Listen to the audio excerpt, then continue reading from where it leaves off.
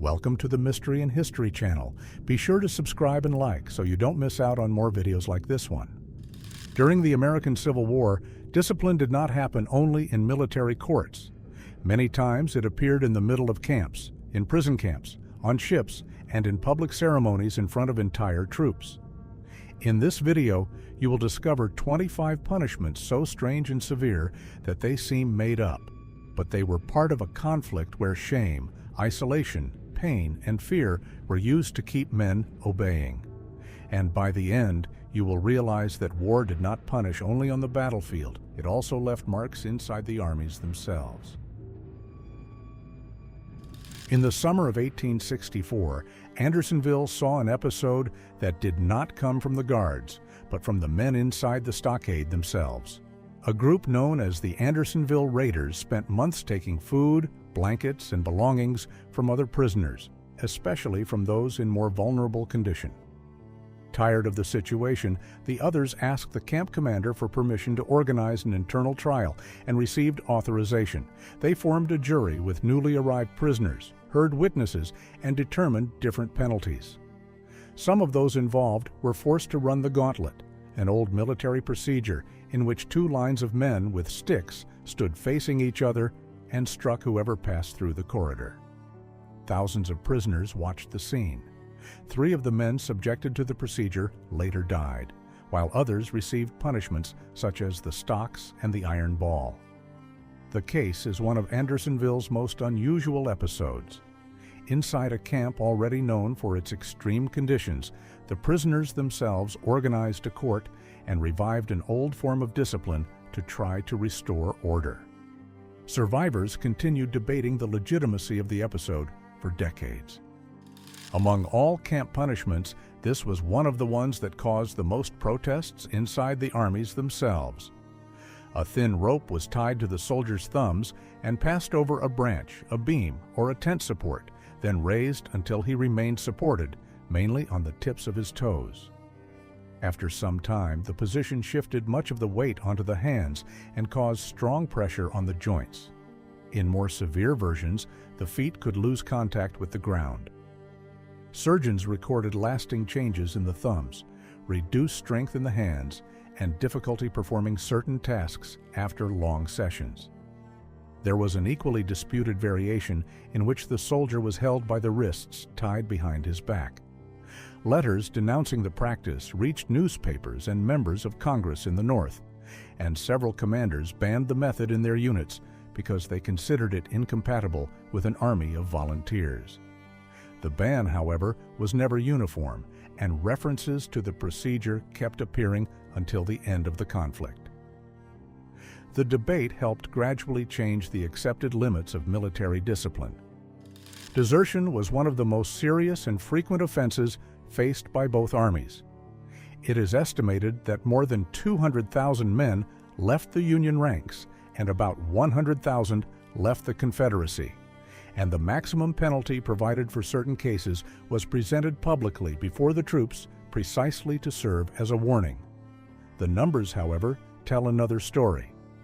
Union courts-martial imposed this penalty on about 1,883 soldiers, but only a small fraction reached the final stage, with estimates around 147 deserters. The difference has a name. Abraham Lincoln requested many of these cases for personal review, looked for legal reasons that allowed him to reduce the punishment, and showed special resistance to confirming decisions involving men under 18. Some commanders complained that presidential mercy weakened discipline. This helps explain why other forms of punishment on this list became so important. When the maximum penalty rarely moved forward, alternative measures took on much of the disciplinary role. Historians also note that harsher decisions often affected newly arrived immigrants and paid substitutes who had fewer influential people to intervene for them. The sweat box was a narrow wooden box about 18 inches on each side and roughly the height of an adult man, built with boards close together and little ventilation. The punished man was placed standing inside and the door was closed. There was not enough space to sit, turn the body, or bend the knees easily, and the structure often remained exposed to the sun. After a few hours, the inside temperature rose considerably, the legs could swell, and standing for a long time caused great exhaustion. Men could remain there for an entire day, sometimes longer, with limited access to water. The box appeared both in prison camps and in regular camps and became one of the punishments associated with 19th century American military discipline, surviving in Western forts for decades after the conflict ended. Since it usually produced no permanent marks and could be used without broad documentation, it appears little in official records and far more often in the memories of those who witnessed its use. Unlike the stocks and iron balls, it is known mainly through written descriptions. At Camp Sumter, the Confederate camp in Georgia, known by the name of the nearby village, Andersonville, Commander Henry Wirtz ordered wooden structures installed outside the stockade.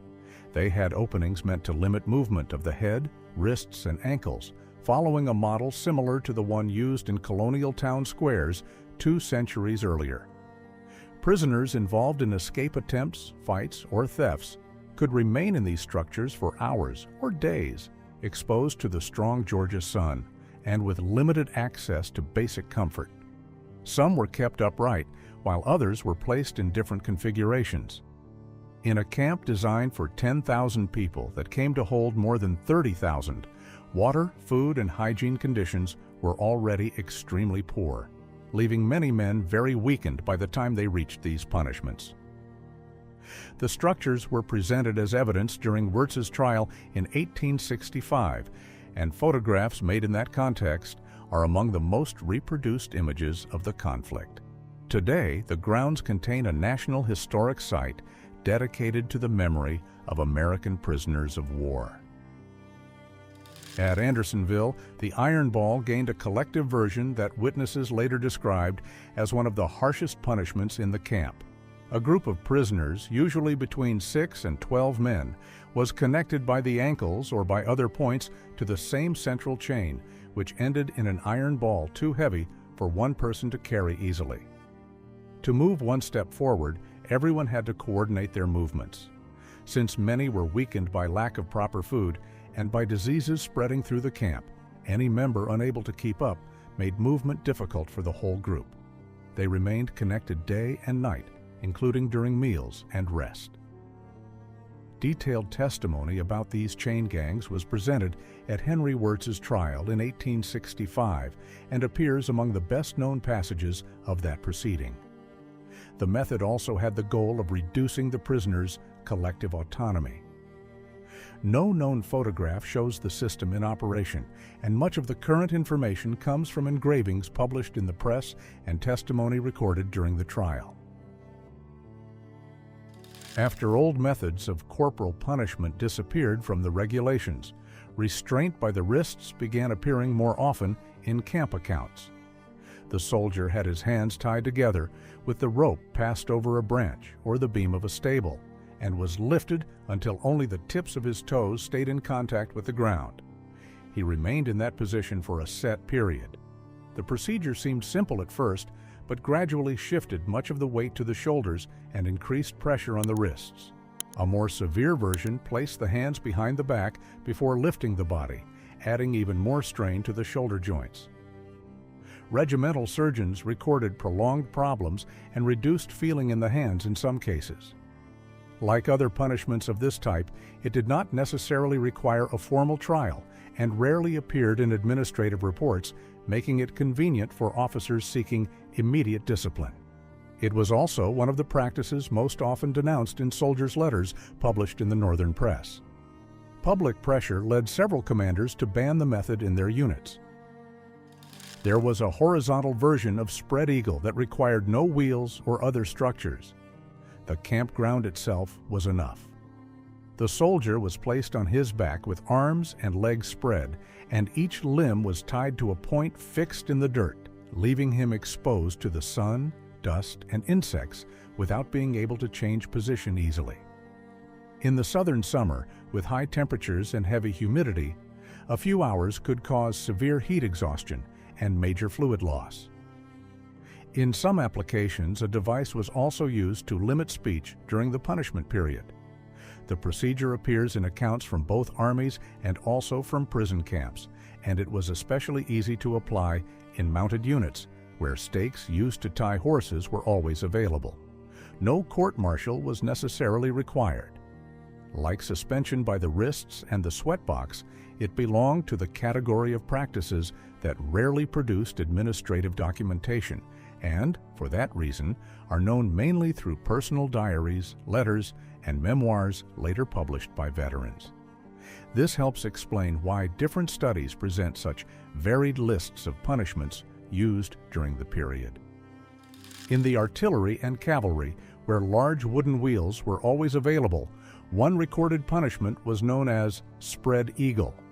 The soldier was tied with his arms and legs spread against the wheel of a gun carriage or ammunition wagon, creating the appearance of an eagle with open wings, which gave the punishment its name. In some cases, the wheel was positioned so the man remained upside down for a set period, while the ties limited his movements. There was also a ground version in which the punished man remained lying down with his arms and legs tied to separate points, exposed to the sun, dust, and insects for hours. Both formats could be applied without a formal trial by direct decision of the battery commander. Photographs and engravings from the time show similar scenes set up in the middle of the artillery park with troops gathered around. As with other disciplinary practices of that period, the goal was to make the punishment visible, so it also worked as a collective warning. In unit orders, the name varied according to the vehicle used. Desertion was the main disciplinary problem faced by both armies, and some sentences for recaptured men included marking the body with the letter D for deserter, creating an identification that could follow the man for many years. The mark could be applied to the hip, shoulder, palm of the hand, or in certain cases, a highly visible area, depending on the court's decision. At the beginning of the 19th century, a heat-based method was used, but during the Civil War, an instrument with small adjustable points became more common, inserting permanent ink beneath the surface of the skin and producing an identification similar to a tattoo. The penalty came by court-martial sentence and was often combined with a shaved head and expulsion from the army. The stated goal was to prevent the deserter from enlisting again in another regiment just to receive another recruitment bonus, a practice known as bounty jumping. The marking of soldiers would be banned by federal law years after the end of the conflict, when Congress removed from military regulations penalties that created permanent bodily identification. At the time, it also worked as a bureaucratic method for recognizing repeat offenders. The letter D was not alone in the identification system used by some courts martial. Sentences from the time provided different letters for certain offenses. C for someone who left his position during a fight. T for cases involving the taking of a comrade's belongings. W for someone considered unfit for service, and HD for repeated drunkenness. The identification could be placed in a visible area, often on the hand, and in certain cases on other exposed parts, precisely to make it harder to hide after returning to civilian life. It was a consequence that continued to have an effect even after military service ended, in a country where veterans often presented their Army past as a reference to get work, land, or a pension. Historians note that sentences of this type were less common than some later narratives suggest and varied greatly depending on the strictness of each court, but preserved court-martial documents confirm their use. These letters were not simple nicknames used by soldiers. They appeared formally in the sentences, along with instructions on how the procedure should be carried out and later verified by an officer.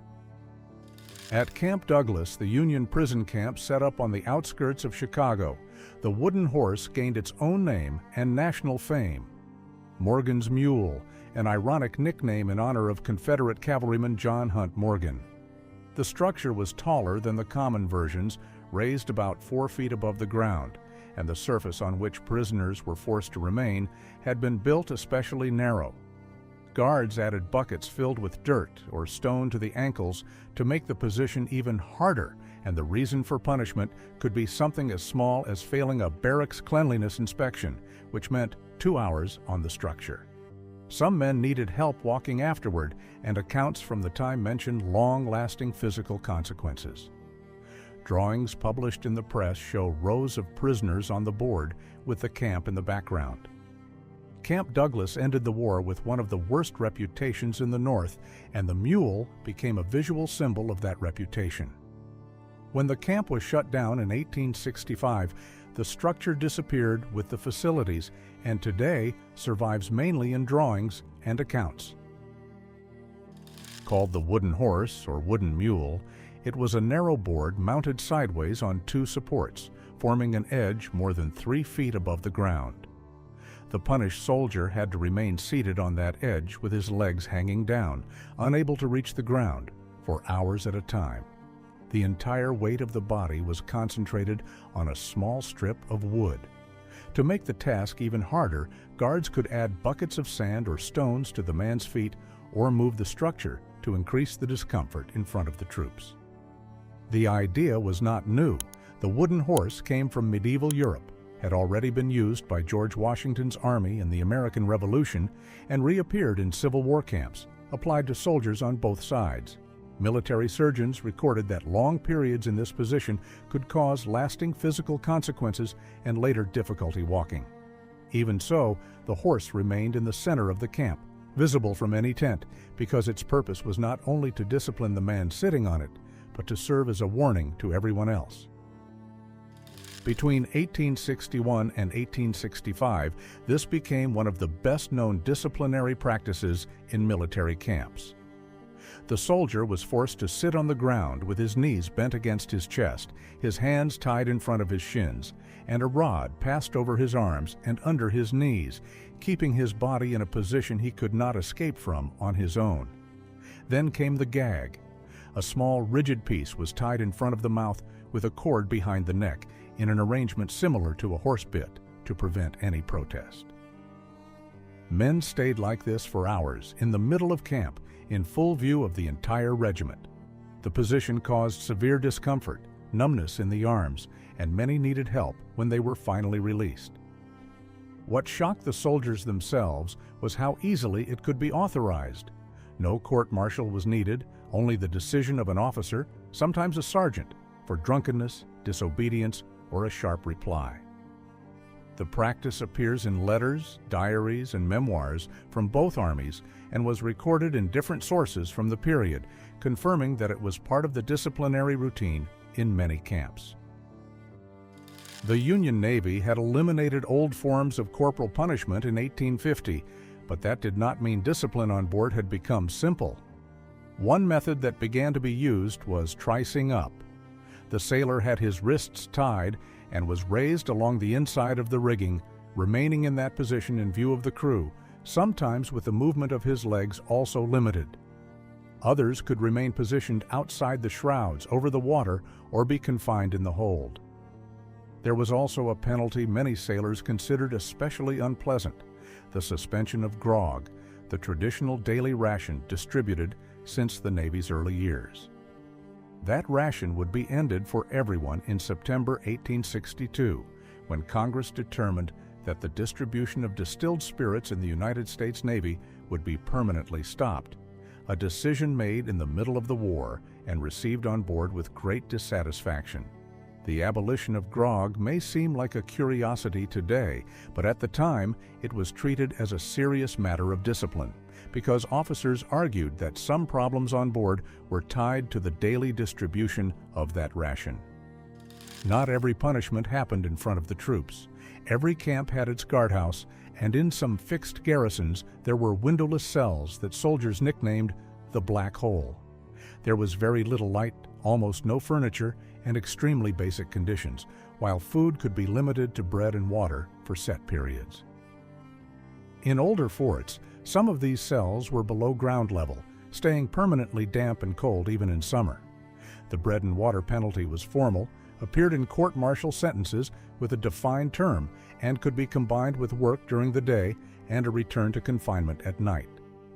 Accounts describe men leaving these cells very weakened and needing time to readjust to daylight, along with problems connected to the damp environment. It was the exact opposite of the barrel and the sign. Instead of making the punished man visible to the whole camp, it removed him from daily life. The two methods coexisted in the same disciplinary system. In some preserved forts today, these cells can still be visited, making it possible to directly understand how isolation and the lack of light affected those who stayed in these spaces.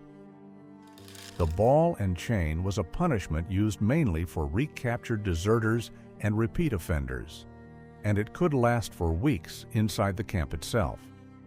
A solid iron ball, usually between 22 and 44 pounds, was connected by a short chain to a ring fastened around the condemned man's ankle. He continued living with the regiment, sleeping in the same tent and receiving the same ration. But he had to move the weight anywhere he went, even when the camp changed position. Anyone who needed to walk faster could carry the ball in his arms. After weeks, the constant contact of the ring and chain caused severe irritation on the ankle and wore down the leather of the boots. There were double versions with a ring on each ankle, reserved for cases considered more serious. The penalty was formal, imposed by court-martial, and often came with loss of pay and hard labor. Original objects of this type remain on display in American museums and make up some of the few material pieces of evidence from this chapter of military discipline that have survived intact to the present day. There was also a practical reason the punished man still belonged to the unit and could perform tasks. When the war began, old forms of corporal punishment were still part of the disciplinary rules of the United States Army. One of them had been banned in 1812, restored in 1833 specifically for certain cases of desertion, and was still present in the regulations when the first volunteers arrived in the camps in 1861. This changed quickly. On August 5, 1861, just weeks after the federal defeat at Bull Run, Congress approved its permanent abolition in the Army. The Navy had already taken a similar step in 1850, under pressure from public opinion and campaigns that gained strength after writers like Herman Melville described disciplinary conditions on board. The decisive argument was practical. The Army of 1861 was no longer made up mainly of career professionals, but of volunteers who voted, wrote to newspapers, and had families able to pressure members of Congress. Applying old physical methods to these men became politically hard to defend. As a result, officers turned more often to the forms of public exposure and physical restraint present in other items on this list. The abolished method would never seriously return to the regulations.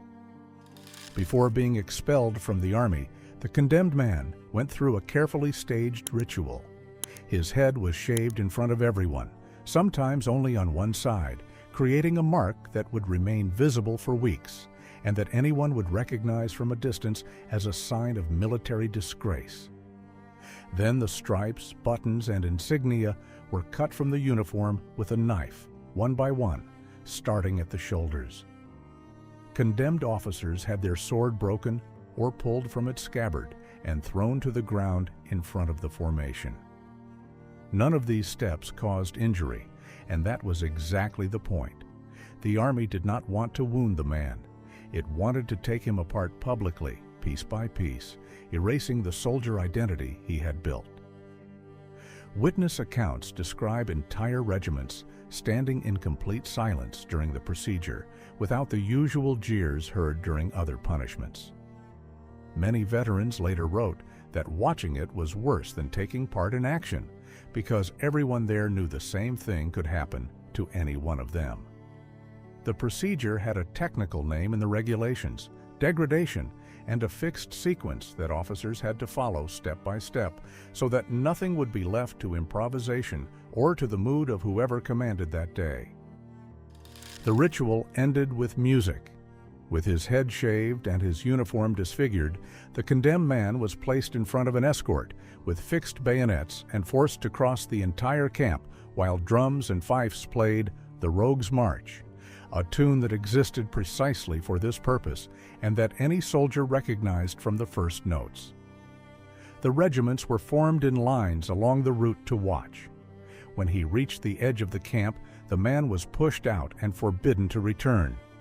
The ceremony was called drumming out and came from the British Army, but Americans kept it and used it until after the Civil War. There was an unescorted version applied to thieves in which the punished man left alone under jeers. For someone who had enlisted while his whole hometown applauded at the train station, this was the worst possible sentence without being the most severe. He returned home alive, but with a story he would never be able to tell in his own way. The tune remained in use in the United States Army for decades after 1865 and only disappeared when public expulsion ceremonies were abandoned.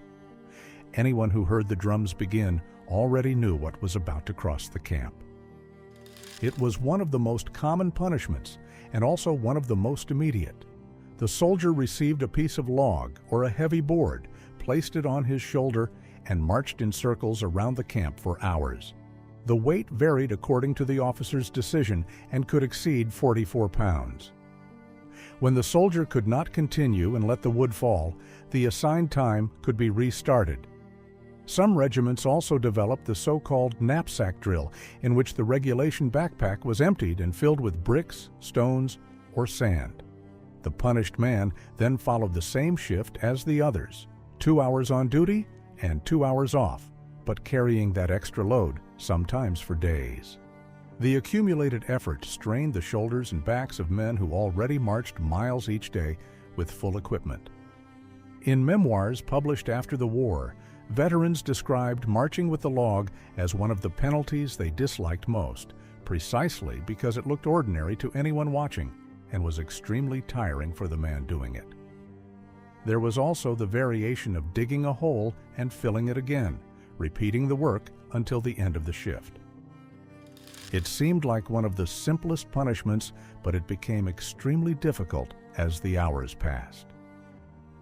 The soldier was placed on top of an overturned barrel, often at the busiest point in the camp, and had to stand there, almost motionless, for 4, 6, or even 8 hours straight under sun or rain. The surface was too small to change position easily and high enough to require constant attention to balance. When the goal was to increase the difficulty, the barrel could be replaced by a cask laid on its side or by the upper edge of a box, forcing the punished man to stay on a narrow strip of wood. In some cases, a sign around the neck or a loaded backpack on the back was added. Regimental records describe men becoming exhausted during the long sessions and needing assistance. The punishment did not necessarily leave obvious marks, did not require a formal trial, and could be ordered by an officer of the guard, which helps explain why it appears often in campaign diaries from both armies. Traveling photographers also recorded some of these scenes. Few punishments sum up the logic of the camps as well as the barrel shirt. A flour barrel or salted meat barrel was taken, both lids were removed, and a hole the size of a neck was cut into the bottom. The condemned man entered from below and was left with his head and arms sticking out, wearing the barrel like a stiff wooden overcoat that ran from his shoulders to his knees. Like this, he had to walk around the camp for hours, often escorted by a guard, and with an inscription painted on the wood announcing the offense. The weight and rubbing on the shoulders hurt, but the real punishment was something else, spending the whole afternoon as a joke for his own comrades. Officers preferred this kind of penalty precisely because they believed public shame worked better than physical pain to keep undisciplined volunteers under control. Tintypes survived of soldiers posing inside the barrel, some with mocking expressions, which shows how common this was in Union camps. The nickname soldiers gave the piece "Wooden Overcoat" entered war memoirs and ended up better known than the punishment's official name in the regulations. In the improvised camp regulations, almost any minor offense could end with a board hanging around the neck. The signs were handwritten with short, direct words about the offense committed, or with full sentences describing the episode, such as taking a comrade's ration or sleeping while on sentry duty. The punished man walked for hours through the camp streets carrying the sign, sometimes combined with the barrel, and other times accompanied by a drum that marked the pace and drew everyone's attention. For an army made up of volunteers who served beside neighbors, cousins, and acquaintances from the same hometown, this was a heavy burden. The news could reach home before the soldier himself, carried in letters from men in the regiment. Officers knew this and used the exposure on purpose, believing public disapproval would create more discipline than physical methods. Many veterans later wrote that they preferred other penalties to crossing the camp with that board on their chest. Several scenes appeared in illustrated newspaper engravings, such as Harper's Weekly. It is striking how many disciplinary methods used in that period were not created during the conflict, but recovered from earlier centuries. Wooden stocks came from 17th century colonial squares. The wooden horse originated in medieval Europe and had already been used by George Washington's army. The gauntlet was a military practice known since the 16th century. Systems of permanent identification also had roots in English law. In the middle of the 19th century, the same country that produced repeating rifles, ironclad ships, field telegraphs, and photography was still using in its camps a disciplinary repertoire inherited from much earlier periods. The explanation is less mysterious than it seems. The armies grew in a few months from tens of thousands to more than 1 million men, almost all untrained volunteers, commanded in many cases by equally improvised officers who turned to the repertoire found in old manuals. One of the most technologically advanced conflicts of its time ended up coexisting with disciplinary methods that went back centuries, and photography recorded those two realities side by side.